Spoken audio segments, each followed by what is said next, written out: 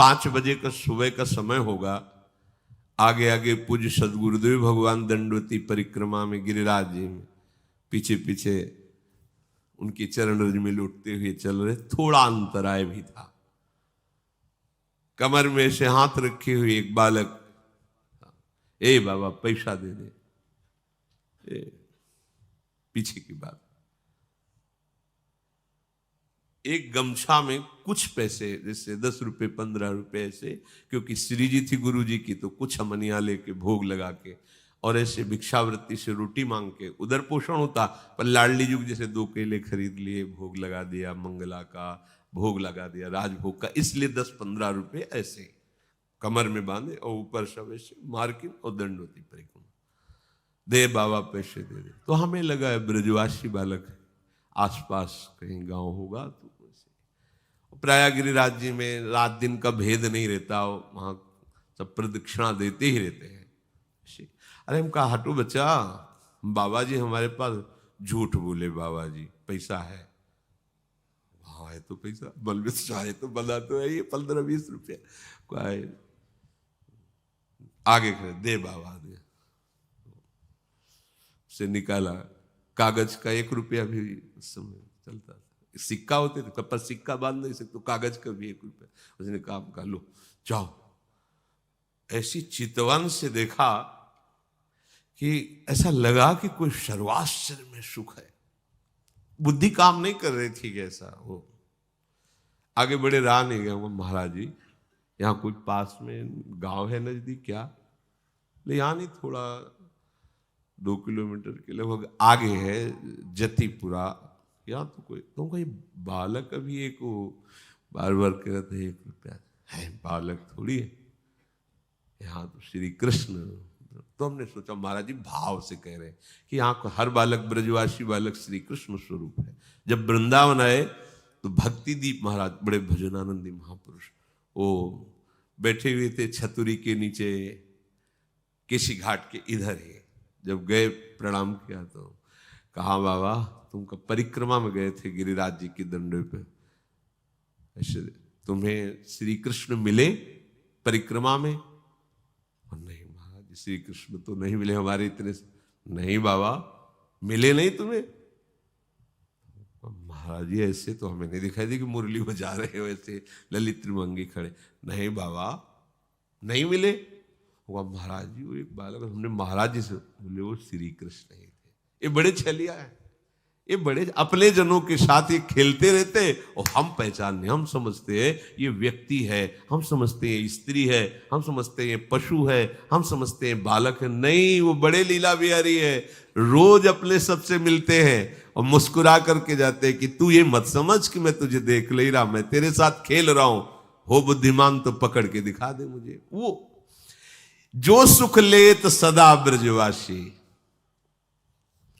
एक बार पूज्य श्री सदगुरुदेव, बड़े अद्भुत चमत्कार गुरुदेव भगवान की कृपा से उनके समीप, वो तो सोई जाने जे देह जनाई, लाडली जू के दर्शन करके महल से निकल रहे थे। पीछे से कहा ऐसे, वो राधा बाग है, उसके आगे वो देखो ललिता जू का गांव है, ऊंचा गांव, ऐसे दिखा। जी महाराज इतनी इतनी 2 सुंदर गोरी गोरी लाली आई। महाराज जी का अचला पकड़ के, ए बाबा फूल दे दे। तो हमारी दृष्टि बड़ी सुंदर लाली, तो हमें लगा कि महाराज जी पूर्व में राधा बाग में यहाँ बरसाने में काफी समय तक रहे, तो किसी गोस्वामी परिकर की लाली होगी, महाराज जी को जानती होगी। अब महाराज जी के तो आंसू चले एकदम, हमारी तो समझ में ही नहीं आया। थोड़ी देर में वो लाली से भीड़ के साथ चली गई। महाराज जी लड़खड़ाते हुए ऐसे, मतलब अद्भुत मस्ती। और जे ही राधा बाग की तरफ एकांत हो जाता है तो रोते हुए कहे कि भिक्षावृत्ति से इधर, तो मुझे किंचन के पास आपको देने के लिए क्या है। और ऐसे फपक फक, तो फिर एकदम लगा कि महाराज जी ये किसी गोस्वामी की लाली नहीं थी? बोले नहीं, श्री जी और ललिता जी थी। महाराज जी का श्री जी और यहां तो चलते फिरते जो भगवत साक्षात्कार बड़े बड़े ऋषि मुनि, ये उनका घर है, वो कभी भी टहलते मिल जाएंगे, दोनों गलबैया दिए। बस हमारी गलती क्या हो रही, हम धाम के आशिक नहीं हो रहे, धाम की रहने से नहीं रह रहे। इस महान पावन भूमि में हम राग द्वेष की क्रीड़ा कर रहे हैं, हम अपराध कर रहे हैं, इसलिए नहीं, यहां कोई साधन करने की जरूरत है। महारानी जी के घर में रह रहे हैं और हमें महारानी जी से मिलने के लिए कोई साधन करना पड़ेगा। भैया, और देश के बसत ही अधिक भजन जो होए, ये सम तो पूजत नहीं वृंदावन रह सोए। अब कैसे ये कोई कहानी थोड़ी है, ये कोई ऐसे थोड़ी कि वृंदावन की जय बोलने के लिए महापुरुषों ने बढ़ा चढ़ा, ऐसा नहीं है, अक्षरशः सत्य है। ये वृंदावन सच्चिदानंद घन है, ये सिद्ध भूमि है, ये प्रेम भूमि है। आपको केवल अनुभव इसलिए नहीं हो रहा कि आप यहां की रहनी से नहीं रह पा रहे। अगर हम लोग रहनी से रहे तो यहां साधना नहीं करनी। प्यारे जो ऐसे गलबैया देकर मिल जाते हैं, उनका घर है, वृंदावन मिल गया मतलब प्यारे जो मिल गए। यहां घर घर होए रहे हो खिलौना, जगत कहत जाको अविनाशी। यमुना किनारे गोकुल की तरफ टहल रहे थे, विश्व देने से ब्रज में निकल जाते गुरु जी के साथ। गुरु जी ऐसे यमुना किनारे बैठे हैं, बार बार ऐसे कर जैसे कोई उनके साथ खेल रहा है, और वो खेल तो दूर से हम देख, बड़े गंभीर मुद्रा में, अब तो बड़ी कृपा करके सबको सुख देने के लिए आरती कर रहे हैं प्रगट में। श्री जी के दर्शन नहीं कर सकते थे महाराज जी के, लाडली कुंज से कोई की महाराज नहीं, दादा वल्लभ जी के मंदिर में जाए, संभाषण ही नहीं, देखना ही नहीं, दरवाजा ही नहीं खोलना, बिल्कुल एकांतिक। वो तो आज कृपा बरसा रहे, कृपा कर रहे हैं। बाद में पूछा, महाराज जी जो चेष्टाएं अभी हो रही थी तो उनका राधा वल्लभ जी थे, कह रहे थे इधर क्यों टहल रहे हो, आओ ना वहां, उधर आओ, वृंदावन में आओ। तो यहाँ हमारे साथ खेल रहे थे ऐसे। आपको आश्चर्य लगेगा, ऐसा कैसे हो सकता है? ये वो धाम है जहां सहजता से सच्चिदानंद प्रभु के साथ खेलने का अवसर मिला है। खेलने का आप नहीं समझ पा रहे, कोई साधन की सामर्थ्य नहीं कि लाड़िलों के समीपता स्वीकार कर पावे कोई। ये खुद इतने दयालु कृपालु है कि आपके गले पड़ जाएंगे आके, आपके साथ खेलेंगे आके। बस आवश्यकता है इनके लिए जीवन समर्पण करने की। हम लोग बहुत कच्चे हैं, बहुत अधूरे हैं। कितना सुंदर अवसर मिला, वही फंसे हुए हैं तात मात सुतदार में, वही अपनी इंद्रियों के दुलार में, मन के दुलार में फंसे। नागरी दास, ध्यान दीजिए, नागरी दास ये विश्व ते न्यारी, लग गई हाथ लूट सुख राशि, जो सुख लेत सदा ब्रज। ये बढ़िया दांव लग गया, जीत जाओ, नहीं कभी नहीं जीत पाओगे। लूट मच गई, या लूट मच रही सच्चिदानंद की। अब जीवन तुम्हारा ऐसे सुखमय हो जाएगा, शब्द नहीं हमारे पास, नहीं है शब्द वर्णन करने के। लाडली जी की कृपा के, लालजू के दुलार के, आज हमारे ऊपर दुलार है, तब हम यहां सब बैठे हैं। नहीं समझ पा रहे आप, आपको लग रहा है हम पैसा लगा के वृंदावन आए हैं, हम पैसा लगा के वृंदावन वास कर रहे हैं। भूल जाना 60,000 वर्ष तक ब्रह्मा जी ने तपस्या की कि वृंदावन में रहने की तो मेरी सामर्थ्य नहीं, अगर गोकुल में रहने को मिल जाए तो। पास नहीं हुआ सरकारी कागज, 60,000 वर्ष की तपस्या। अपने 60 मिनट भी नहीं बैठ सकते एकाग्र होकर के, अपने को वृंदावन वास। क्या समझते हो तुम पर कितनी कृपा है? श्री यमुना जी का पावन दर्शन, वृंदावन धाम का वास और संतों का उच्छिष्ट और राधा वल्लभ नाम, ये जीत गए, अब कुछ बकाया नहीं रह गया। अच्छा, रोज यमुना जलपान ना करो तो बैठे हो तो यमुना जी की ही वायु आ रही, यहां तो माला माल है। काहे को तुम टेंशन ले रहे हो? काहे को बेमतलब सुख समुद्र में बैठकर जल रहे हो? है पानी में मीन प्यासी, मोई सुन सुनी आवे हासी। समुद्र में बैठा हो, प्यास प्यास चिल्ला रहा, प्रेम समुद्र। अब निज धर्म आपनो कहे तहा नित्य वृंदावन रहत बहत प्रेम सागर जहां। वृंदावन का वास हमें मिल गया, या वृंदावन का आश्रय मिल गया और मुख में नाम चल रहा है और संतों की जूठन मिल गई, तो आप कहोगे कि आज से भेजिए फिर जूठन। ये आप पा क्या रहे हैं? ये क्या पा रहे हैं? जूठन का मतलब रोटी दाल की जूठन नहीं है, भूल जाओ। यही संतों का उच्छिष्टामृत उन्होंने जो अनुभव किया, स्वाद लिया, वो तुम्हें दे रहे। जो नाम हमारे गुरु जी जप रहे, जो नाम हमारे आचार्य जप रहे, वही नाम तुम्हें मिला है। हरिवंश महाप्रभु के श्रीमुख में निरंतर राधा वल्लभ, राधा वल्लभ, राधा वल्लभ, वो आदेश कर रहे हैं, राधा वल्लभ लाल को हृदय ध्यान मुख नाम। वही तो चला रहा है परंपरा से, आप क्यों नहीं जप रहे? चलत फिरत सुनियत यह श्री राधा वल्लभ लाल, अमृत नाम है राधा वल्लभ, अमृत नाम। प्रियाजू को अधीन करने के लिए बहुत सुंदर अवसर मिल गया है। श्रीधाम वृंदावन हमारा सहायक है। गुरुदेव हाथ पकड़ करके ले चल रहे, हम लड़खड़ा के गिरेंगे भी तो इतने समर्थ हैं, हमें पकड़ लेंगे। बस हमें चाल अपनी उधर ही बढ़ानी, श्री जी की तरफ। देखो, इसमें आपको एक विशेष सावधानी रखनी। परमार्थ में आपके सामने भय या प्रलोभन दो उपस्थित होंगे। आप माना भयभीत हो गए, लेकिन बढ़ना प्रियाजू की तरफ ही। प्रलोभन हो गया, देख रहे उस भोग की तरफ, लेकिन कदम तुम्हारे नहीं रुकने चाहिए, बढ़ना प्रियाजू के, तो जीत जाओगे। अगर प्रलोभन में खड़े हो गए या भय से पीछे मुड़ गए तो घाटा हो जाएगा। नागरी दास विश्व ते न्यारी, लगी गई हाथ लूट सुख राशि। सुख में निमग्न हो जाओ। जिसकी सहायक प्रिया प्रीतम, उसको गिरा कौन सकता है? अभी तुम समझ ही नहीं पाए, तुम अनाथ हो क्या यार?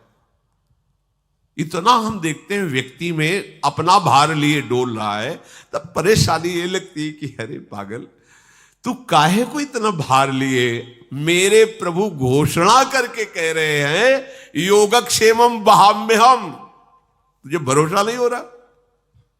केवल तू राधा राधा बोल, बस चिंता मत कर, भविष्य की चिंता मत कर, अपने पालन की चिंता मत कर, अपनी रक्षा की चिंता मत कर, मेरा भजन सुरक्षित बचा रहे, बिल्कुल चिंता मत कर। वो हर समय आप पर नजर रखे हैं। जो प्राप्त कराना है आगे आगे प्राप्त कराते जाएंगे, जो बचाना है, रक्षा करना है, वो रक्षा, ये उनका भार है, हमारा नहीं है। हमारा सिर्फ काम है राधा राधा राधा राधा राधा।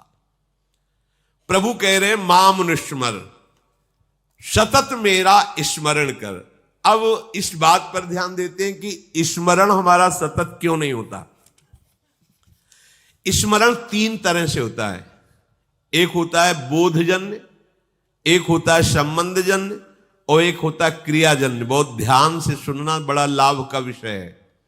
भगवान का आदेश है तस्मात् सर्वेषु कालेषु मामनुस्मर, मेरा बार बार स्मरण करो। स्मरण तीन प्रकार से होता है। एक होता है बोधजन्य, एक होता है संबंधजन्य, और एक होता है क्रियाजन्य। जो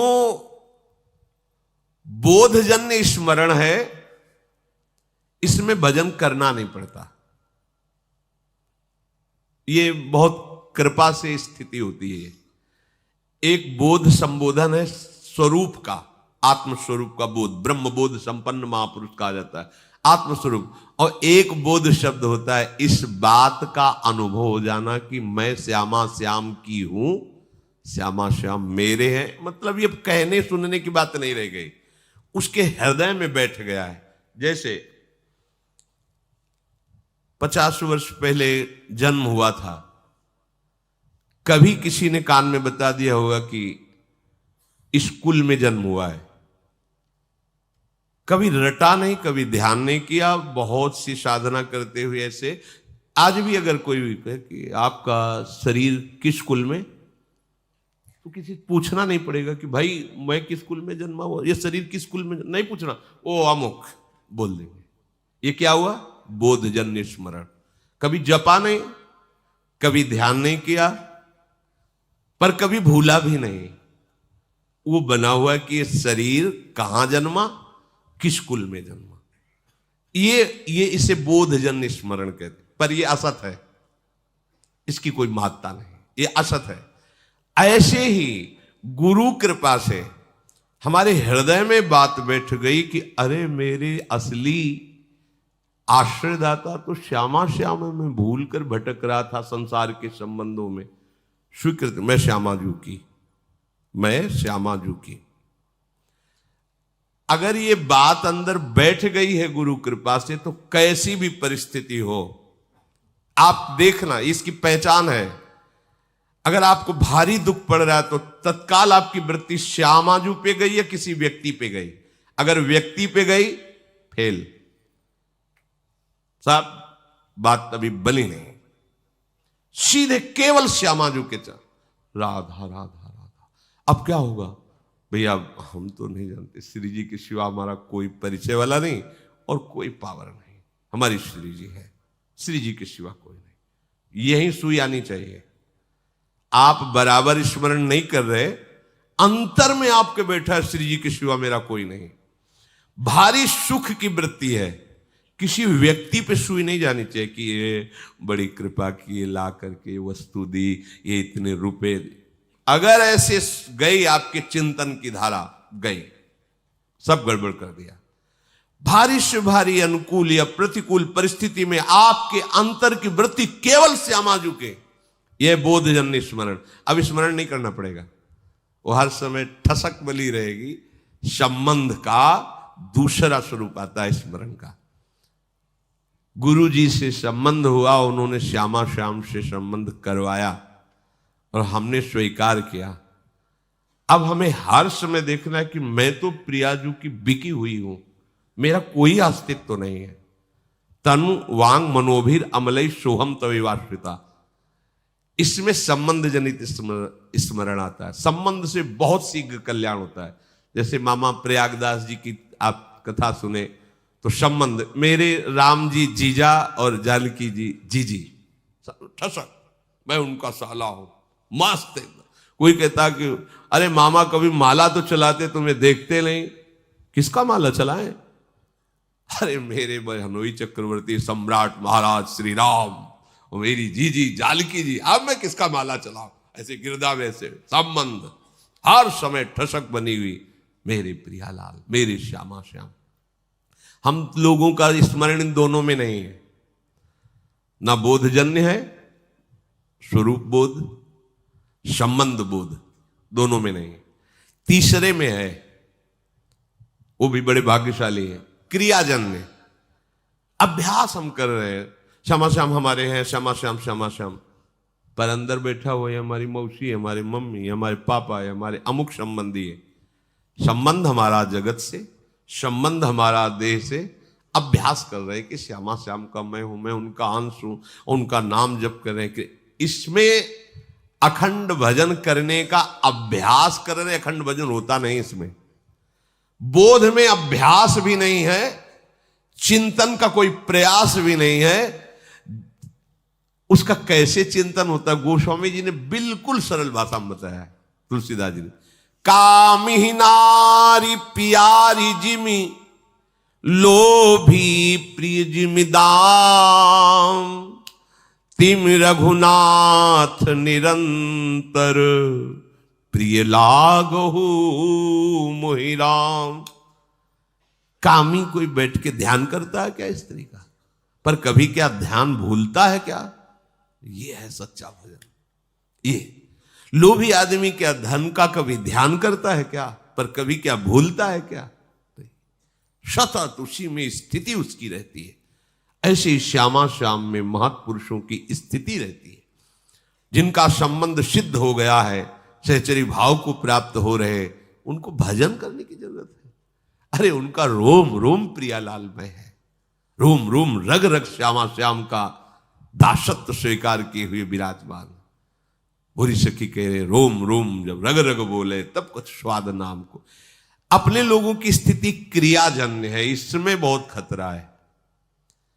क्योंकि कभी भजन की क्रिया होती, कभी भोग की क्रिया होती है, कभी योग की क्रिया होती, कभी वियोग की क्रिया होती है। ये बहुत खतरनाक स्थिति। अभी भजन की ये स्थिति ठीक नहीं है, क्योंकि जब कभी प्रतिकूलता आती तो न संबंध दिखाई देता है, न बोध दिखाई देता है, केवल क्रिया थी, क्रिया ये दिखाई देता है। आपकी शरणागति एक क्रिया थी, आपका भेष परिवर्तन एक क्रिया था, क्या न संबंध था न बोध था, इसीलिए बात बनती नहीं। अगर संबंध की ही ठसक आ जाए तो बोध होने में देर न लगे। अगर क्रिया भी गुरु आज्ञा के अनुसार होने लगे तो संबंध का अनुभव होने में देर न लगे। चलते तो हम प्रथम सीढ़ी से हैं, नागरी दास जी महाराज बड़ी ठसक से बोल रहे हैं, हमारी सबही बात सुधारी, कृपा करी श्री कुंज बिहारी और श्री कुंज बिहारी। क्या बोले? राख्यो अपने वृंदावन में जीठा रूप उजारी। अब हमको क्या चिंता करनी है? हम वृंदावन वासी हैं, चिंतन करना है, चिंता नहीं करनी है। अब जहां हम ये कह देते कि क्या चिंता करनी, बेपरवाह रहो, तो इस बात को तो समझ नहीं पाते और भोगों का चिंतन करके भोगों में उतर गए। ये बेपरवाही है, मूर्खता है। चिंता नहीं करनी, चिंतन करना है। स्वामिनी जी का चिंतन, अपने वृंदावन में हमें रख लिया, हमारी सारी बात सुधार दी। जीठा रूप उजारी, नित्य केल आनंद अखंडित, रसिक संग सुखकारी, कलह कलेश न व्यापे ईठा है ठोर विस्तृते न्यारी, नागरी दासी जन्म जितायो, बलिहारी बलिहारी, हमारी सब ही बात सुधारी। आपके मन में आता है ये बात? हमारी बात हो गई। आपको कोई अगर पूछे कि आपकी साधना क्या, आपका कल्याण क्या, हमारा सब हो गया क्या? अरे वृंदावन वासी, तुमको अब भी चिंता है कल्याण की? हम वृंदावन वासी अब भी हम पापी हैं? हमारी स्वामिनी जो अब भी हमें किसी के आगे कल्याण की भीख मांगनी पड़ेगी? तुम सोचो अपने विषय में। हम तो ब्याज भरोसे कुंवर की सोवत पा। ये ठसक संबंध तो क्या कभी विस्मरण होगा क्या? नहीं, पर हम इसका दुरुपयोग करते हैं। भोगों में खेलते हो, कहते ब्याज भरोसे कुंवर के सोवत पांव पसार। गलत बात है, गलत बात है। कृपा का अनादर मत कीजिए। मन मानी आचरण, विषय प्रपंच की वार्ता, चिंतन, और कहते हो ब्याज भरोसे कुंवर के। सो कुंवर के भरोसे से कहीं पापाचरण होता है? स्वामिनी का भरोसा हो तुम्हारे हृदय में, तुम्हारे अंदर भोग वासना, अरे कैसी बात करते हो? समस्त लोगों का स्वामी जिनसे कृपा की याचना करता है, उन स्वामिनी की ठसक हृदय में हो, और फिर तुम अशांत, और बात बनी नहीं। समझो अभी ठसक नहीं आई।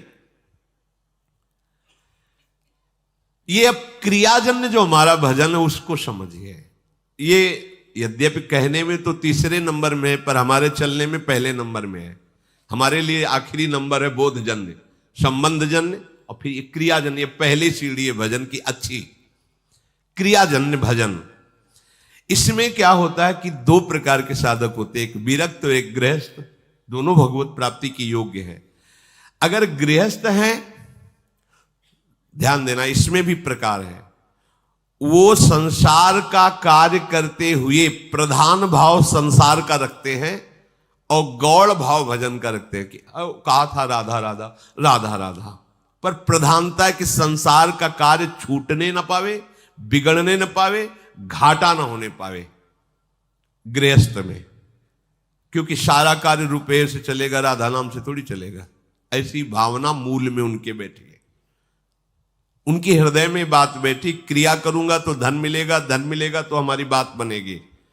हाँ, थोड़ा मंगल हो जाए, आनंद हो जाए, इसलिए राधा नाम भी लेते रहते हैं। तो उनका गौड़ माने विशेष भाव नहीं है भजन का, संसार का विशेष कार्य कर रहे हैं और बीच बीच में ऐसे गौड़ भाव से नाम स्मरण करते हैं। पूरा भाव है कि हमारा काम ठीक होना चाहिए, इसका लाभ पूरा मिलना चाहिए, ऐसा। और उसमें दूसरे भी भक्त ऐसे होते हैं जो गृहस्थ में, जिनका मुख्य भाव होता है कि भजन न छूटने पावे, चाहे सब कुछ नष्ट हो जाए। उन्हीं में प्रवृत्ति मार्ग में अब वो क्या करते हैं, भजन की मुख्यता रखते हैं और संसार के कार्य को गौड़ रखते हैं।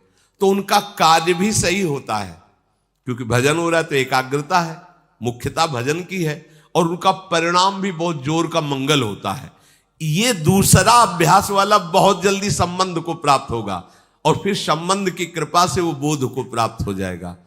ये जो पहला है कि संसार का कार्य प्रमुख मुख्यता रखते हुए कभी कभी थोड़ा थोड़ा भजन, ये भी प्रणाम करने योग्य है, पर इनको संबंध में पहुंचने में बहुत समय लगेगा, क्योंकि अपने संबंधों को सुदृढ़ किए हैं संसार में और उनके लाभ का विषय है धन और भोग। इसलिए अभी ये परमार्थ की ऊंचाई पे चढ़ने की योग्यता नहीं लाए।